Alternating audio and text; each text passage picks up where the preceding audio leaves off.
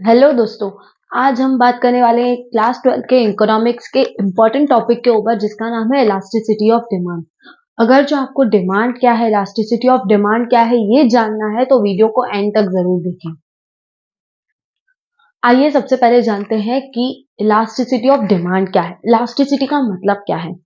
Suppose आपको मैंने ये कॉन्सेप्ट तो बताया है कि अगर जो प्राइस चेंज होती है तो हमारी डिमांड भी चेंज होती है, हमारी इनकम चेंज होती है तो हमारी डिमांड भी चेंज होती है।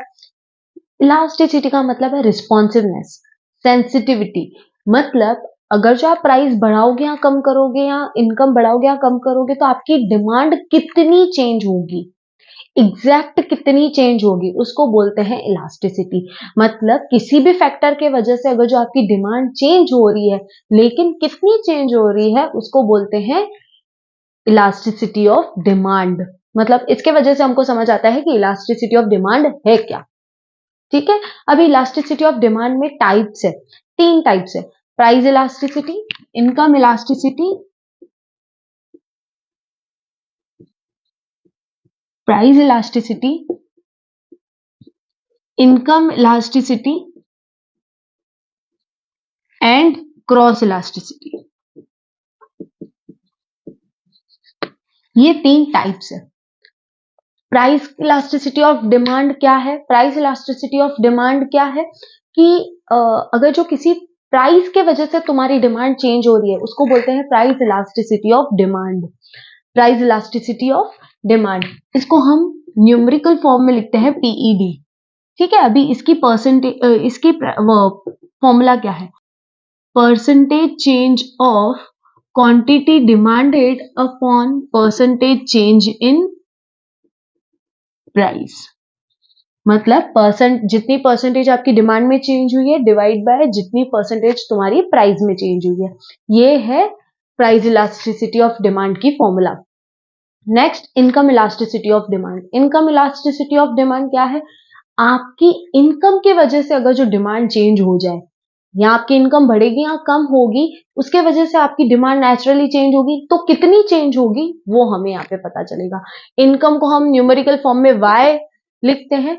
Income elasticity of demand is equals to percentage change in quantity demanded upon percentage change in income. ठीक है। Cross elasticity of demand.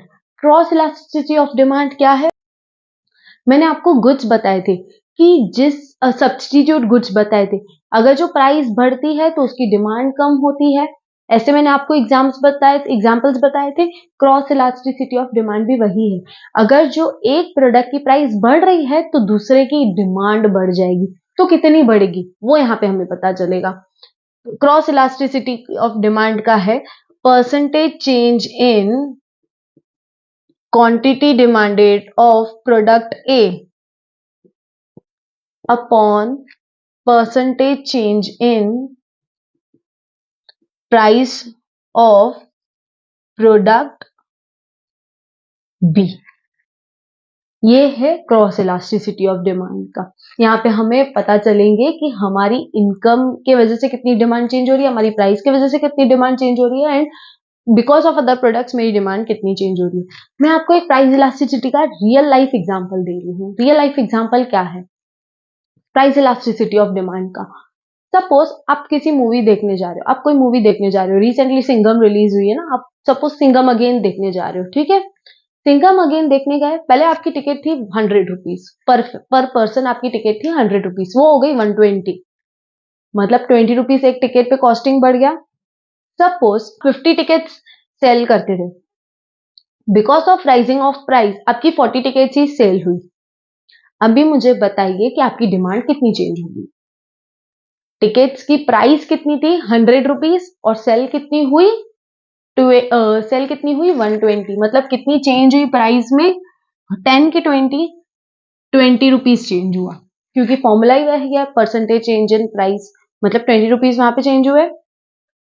Demand पहले 50 टिकट्स होती थी, अभी वो 40 टिकट्स हो गई। मतलब कितनी हो गई, 50 टिकट्स होती थी 40 हो गई, मतलब कितनी चेंज हुई 10। आंसर क्या आएगा 0.5। लेस देन 1 है कि मोर देन 1 है, it is less than 1। I hope कि आपको ये समझ आया हो कि कितने टाइप्स होते हैं इलास्टिसिटी ऑफ डिमांड के। अभी यहाँ पे ना हम जब भी सम करते हैं तो यहाँ पे दो टॉपिक्स होते हैं, मतलब दो चीजें हैं, elastic demand and inelastic demand. बच्चे हमेशा कंफ्यूज रहते हैं, इलास्टिक डिमांड क्या है, इनइलास्टिक डिमांड क्या है। इलास्टिक डिमांड मतलब इलास्टिक डिमांड होता है एंड इनइलास्टिक डिमांड है। इलास्टिक डिमांड का मतलब है कि अगर जो प्राइस थोड़ी चेंज हुई है लेकिन डिमांड बहुत ज्यादा चेंज हो गई है, प्राइस सिर्फ थोड़ी गिरी। अगर इसका ही मैं एग्जांपल आपको उल्टा दे दूं, इसका ही मैं आपको एग्जांपल उल्टा दे देती हूँ। एक दिन के लिए बॉलीवुड में सपोज टिकट हो गई 50 रुपीज। टिकट कितनी हो गई? 50 रुपीज। डिमांड उसकी बहुत बढ़ जाएगी। डिमांड कितनी हो जाएगी उसकी? सपोज 100 टिकट एक दिन पे चली जाएंगी। मैं एक एग्जांपल दे रही हूँ, 50 रुपीज हो गई तो उसकी डिमांड कितनी हो जाएगी? 100 रुपीज। अगर जो 100 टिकट अगर जो सोल्ड हो रही है तो आंसर क्या आएगा? 2 ग्रेटर देन 1 है, मतलब हमने क्या की, थोड़ी सी प्राइस चेंज की, डिमांड कितनी हो गई? बहुत ज्यादा बढ़ गई। इसके वजह से मेरा क्या हो गया? इलास्टिक डिमांड हो गया।